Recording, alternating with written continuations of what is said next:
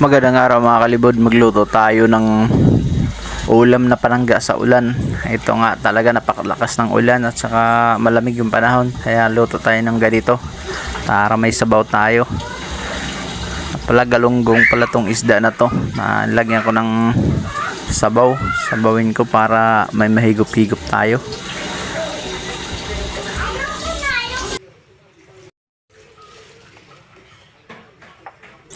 Ini gayay. Malitanan gayay na balor 20 pesos iska bugkot. Ay ito gayay diribisan ko gayay iska bugkot 20 pesos. Pilara ka buok. Alalam bisa ko mahal kay kinanglan man ta na magbutang ng gulay kay mutilaw man tanan tinuya na jay gayay. Kaya may sablami kun way gayay lang jay gulay kay dakan